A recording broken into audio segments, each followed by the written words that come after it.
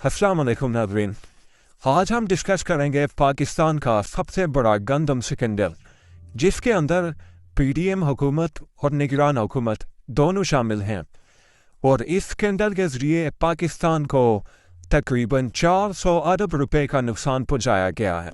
यही वजह है कि आज गंदम पैदा करने वाला किसान मारा मारा फिर रहा है, और जिन लोगों ने खरबों रुपए कमाए वो रफू चक्कर हो चुके हैं। नाज़रीन, हुआ कुछ यूं कि पाकिस्तान में पिछले साल भी गंदम की रिकॉर्ड पैदावार हुई। 2 करोड़ 35 लाख टन गंदम पैदा हुई। उस वक्त के वज़ीर-ए-आज़म शहबाज शरीफ ने मुबारकबाद दी, आवाम भी बहुत खुश हुई। लेकिन कुछ अरसे बाद फ्लोर मिल्स माफिया और इन लोगों ने शोर मचाना शुरू किया।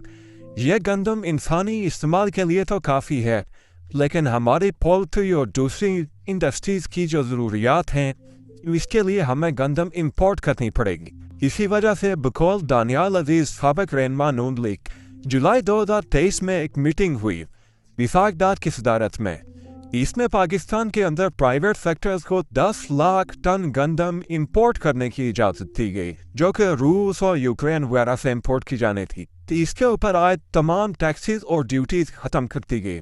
हुआ क्या, जो प्राइवेट सेक्टर था इसे मौका मिला और इसने 10 लाख टन गंदम के बजाय 35,37,000 टन गंदम इंपोर्ट की। वो गंदम इंपोर्ट की गई 3100 रुपये फी मन के हिसाब से।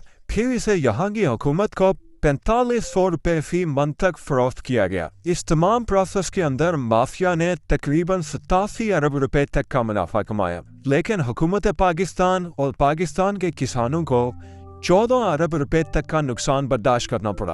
अब हुकूमत के पास 43 लाख टन से ज़ायद गंदम पहले से मौजूद थी। इस 43 लाख टन गंदम के होने के बावजूद मजीद 35 लाख टन गंदम मंगवाएगी। अब हुकूमत के पास वाफर गंदम मौजूद थी। हुकूमत मजीद गंदम किसान से खरीद नहीं सकती, क्योंकि हुकूमत के पास स्टोरेज कैपेसिटी नहीं है जहां आप इतनी वाफर गंदम स्टोर कर सकें। दूसरा, हुकूमत पाकिस्तान के पास इतने पैसे नहीं थे कि वो मजीद 400-500 अरब रुपए लगाकर किसान से मजीद गंदम खरीद सके। यही वजह है कि हमारा किसान दर की ठोकरें खा रहा है। इस इजाफी गंदम की वजह से हुकूमत किसान से 300 अरब रुपए की गंदम नहीं खरीद सकती, जिसका शोर पड़ा हुआ है। हुकूमत ने जो पिछले साल गंदम खरीदी थी उस पर तकरीबन 3900 रुपये फी मन कॉस्ट आ चुकी है। उसके लिए बैंक से 400-500 अरब रुपए का सूद पर कर्जा लिया गया, वो भी हुकूमत को देना है। 104 अरब रुपए हुकूमत पर वो भी नुकसान आ चुका है। प्लस कर लें तो ये 404 अरब रुपए का टाका है जो हमारे प्यारे पाकिस्तान पर डाला गया है। फिर जो गंदम इंपोर्ट की गई, इस पर $1 बिलियन खर्च हुआ। अगर पाकिस्तान में गंदम इंपोर्ट ना की जाती तो पाकिस्तान के रिजर्व, जो कि इस वक्त $9 बिलियन हैं, $10 बिलियन होने थे। ये वो ताकतवर लोग हैं जिन्होंने गंदम की इंपोर्ट की इजाज़त। इसके बाद ये तमाम माफिया हरकत में आया, और यहाँ तक कहा जा रहा है जिस दिन गंदम इंपोर्ट करने की इजाज़त दी गई उसके एग्जैक्ट 8 दिन बाद पाकिस्तान में गंदम का पहला शिप आ भी गया। नाज़रीन, यहाँ सोचने की बात है, अगर रूस या यूक्रेन से एक शिप चलता है तो बहुत तेज़ी के साथ चलते हुए भी उसे पाकिस्तान पहुँचने तक 22 दिन लगते हैं। सोचने की बात यह है कि ये कैसा शिप था जो 8 दिन के अंदर पाकिस्तान पहुंच गया। ये भी कहा जाता है कि हुकूमत के लोग माफिया के लोगों के साथ मिलकर पहले ही प्लानिंग कर चुके थे। गंदम पहले ही खरीद कर पाकिस्तान के करीब किसी इलाके में पहुंचा दी गई थी, और इसी असना में इंपोर्ट की इजाज़त की रस्मी कार्रवाई भी मुकम्मल की जा चुकी थी। यह गंदम 28 फरवरी 2024 तक लाई जानी थी, जिसकी इजाज़त दी गई थी, मगर ये गंदम 31 मार्च 2024 तक लाई जाती रही। यानी कि मौजूदा हुकूमत के दौर में भी गंदम के कंटेनर्स पाकिस्तान आते रहे। कुल मिलाकर 71 कार्गो शिप के जरिए ये गंदम पाकिस्तान लाई गई। इसके बाद एक और इंकशाफ हुआ। इंस्पेक्शन के बाद पता चला कि इन 71 में से 26 शिप्स के अंदर लाइव इंसेक्ट मौजूद थे, और वो गंदम कीड़े मकोड़ों वाली पंजाब हुकूमत को दी गई। मिलाकर इसे सस्ते आटे और फ्री आटे के नाम पर आवाम को बांटा गया।